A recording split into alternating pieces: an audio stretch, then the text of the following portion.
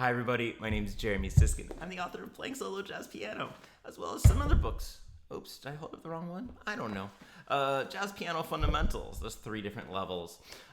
Today I want to talk about playing solo jazz piano, and particularly talk about having the right hand contribute to the chords and give you a couple exercises for this, okay?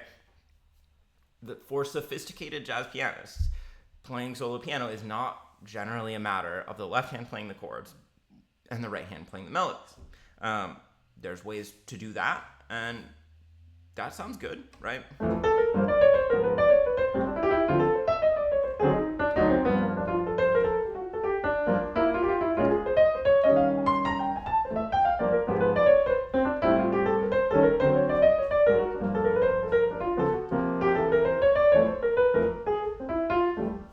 Some weird notes at the end, but that's okay.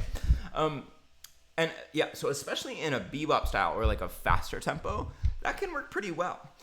At slower tempos, we are not going to want to do that as much because we want richer chords and we want it spread out over as much of the keyboard territory as we can. So in general, we're going to be playing a lot of chords and a lot of parts of chords in our right hand.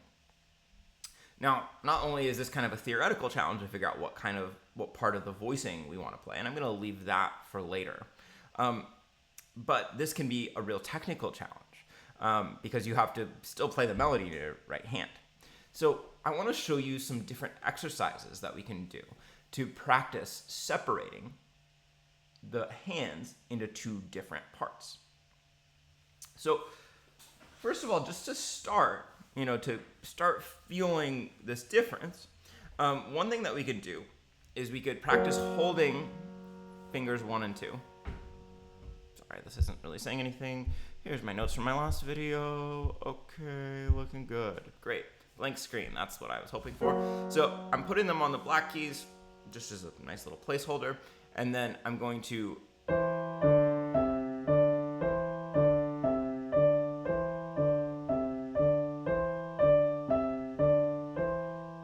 so with my 3, 4, and 5, I'm going between C, D, and E.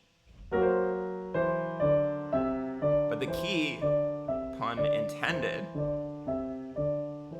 is to make sure that the 1 and 2 stay down. Some of you, especially when you play your 3rd finger, your 2 is going to want to pop up. Okay, so make sure that 1 and 2 stay down.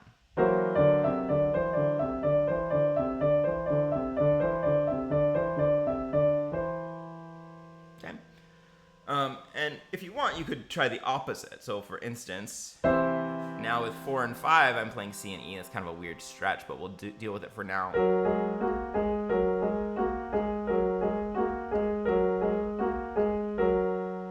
Make up your own version if that's too big of a stretch.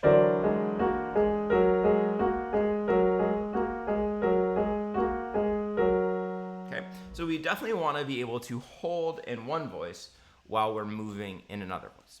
Now, when we're applying this, we could practice changing chords in the right hand in the lower voice. And chords here, I'm going to say, are 2 or more notes. So if I'm playing the Nearness of You,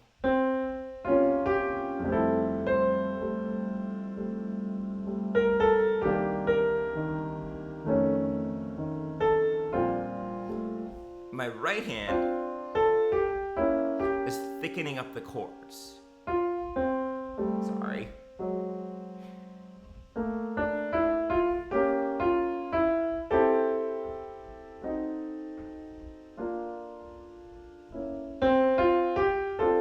Right, and you can see it's holding even while the upper fingers are playing the melody.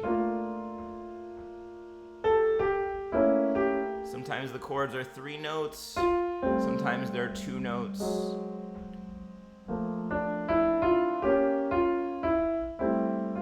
Sometimes the melody goes high and you have to change the position of the chords to accommodate the melody. So here's some specific exercises to get you thinking about this. And it's not going to be that complicated. We're going to go from longer notes to shorter notes to more motion in the bottom part. So first thing would be to change only when the chord changes. or roughly once per measure. So if we're thinking about the Nearness of You, 1, 2, 3, 4. Okay, so that was 4 beats because the first, most lead sheets, the first chord is going to last for the whole measure. But then in the second measure, we have 2 different chords, usually C minor 7 to F7. So there I'm going to switch every half note.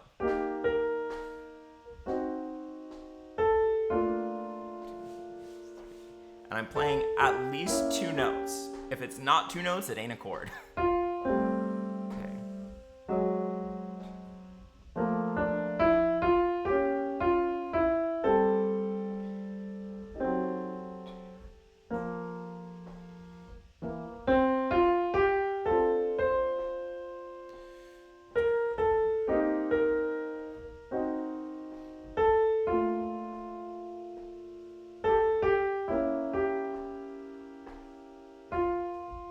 This is probably really boring YouTube watching, so I'm gonna wrap it up. But let me tell you a couple of tricks to think about. So first of all, I'm a big advocate of the double thumb, or sometimes called the corner thumb, which means playing 2 notes with your thumb. And remember, you can play any 2 adjacent white keys or any 2 adjacent black keys, of course, assuming that they fit with the chord. So for that first F major chord, I could play, let me show you what I'm doing here. I could play C and D together, the 5th and the 6th, or the 5th and the 13th. If the melody were in a different place, maybe I could play the 7th and the root, or even if the melody were really in a different place, I could play the 9th and the 3rd.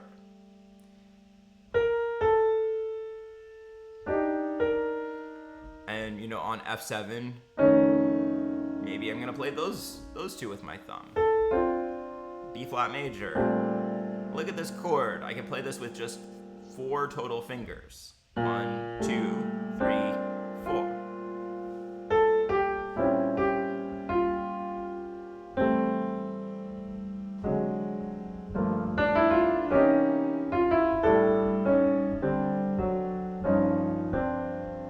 Okay.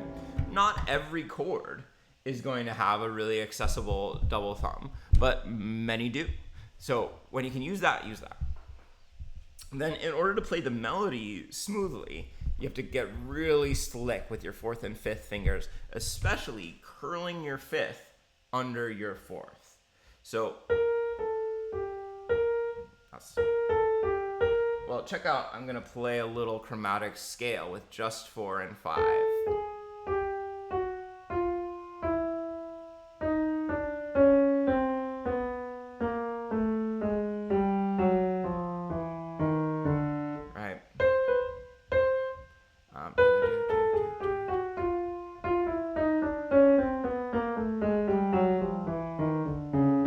Just my 4th and 5th fingers. So there's 2 things that are going on there. The first one is that my 5th will curl beneath the 4. So you can see the position of these 2 fingers. Here I'm actually using the fact that the 5th is shorter than the 4th as an advantage. I'm basically curling it in so that it's a little bit, or it's on the key below the 4th. We could do this on white keys too. It's not quite as nice.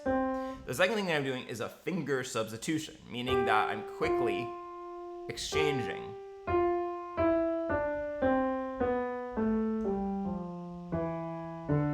So I can create a legato melody with just those 2 fingers. So that if I'm using my bottom 3 fingers,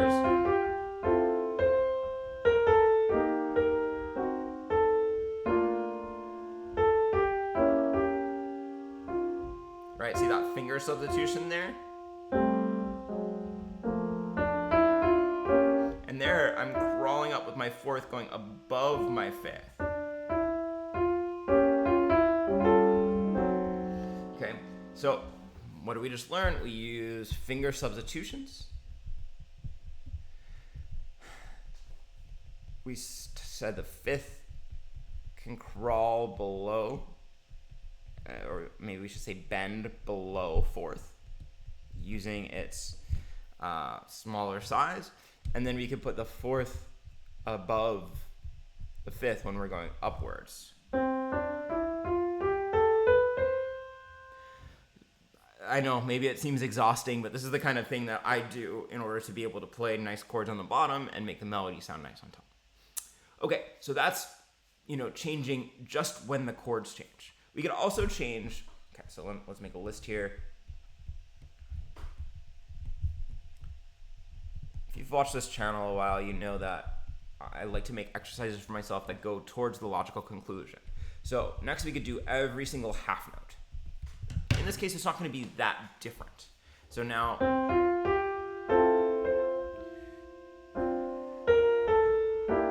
I'm trying to change something about the chord or the voicing.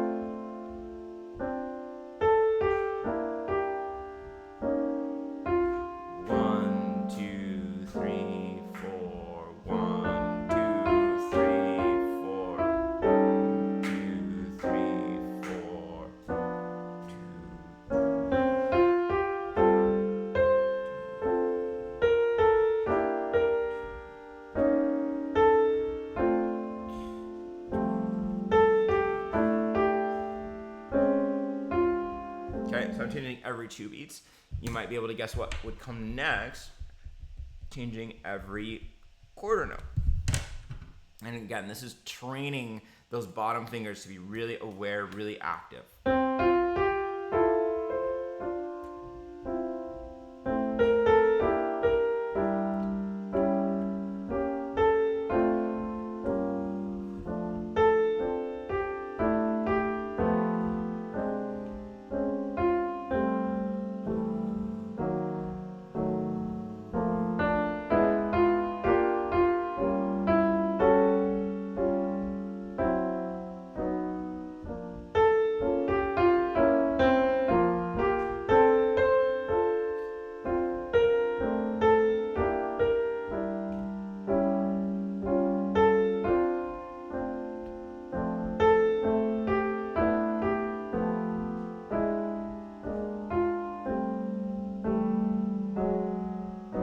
Now listen to how that would sound if we start adding the left.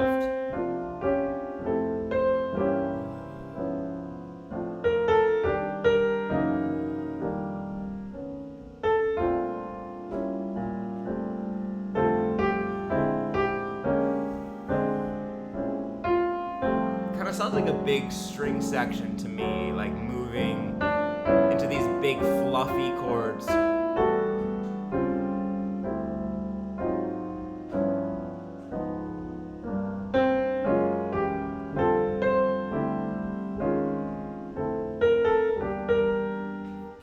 And then the last one that I would try, and this is just kind of for fun, is to play a new chord every 8th note. So with just the right hand, I'm going to go just a little bit slower so that we can really zero in and hear each new chord.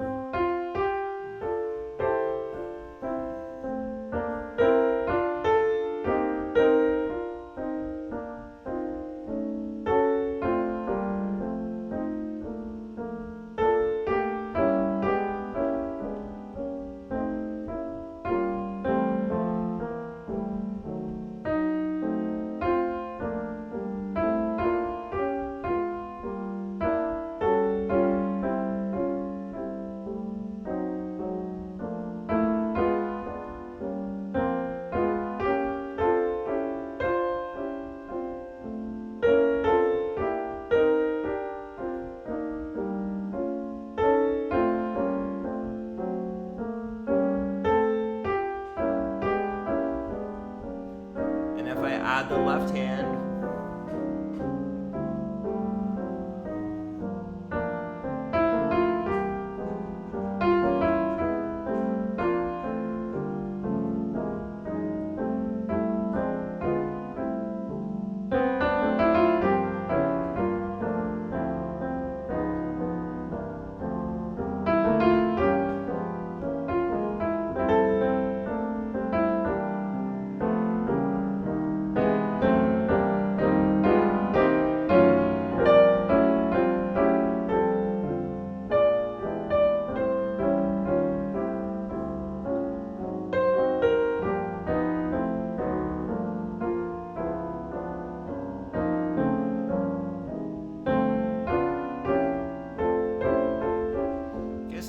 lot of changing.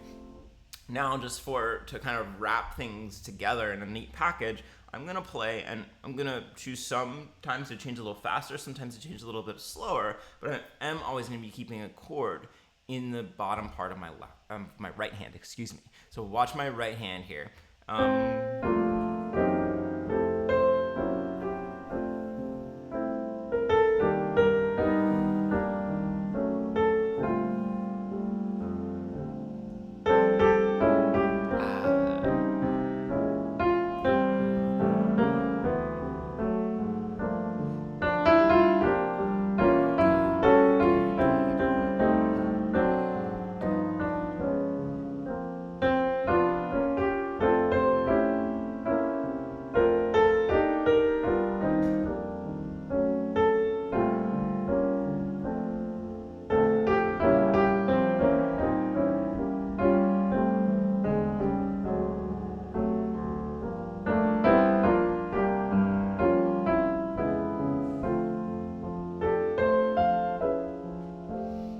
So not everybody certainly has to go up to every eighth note, but it would be nice for you to practice putting some of those chords into your right hand. You're going to get a nice, more full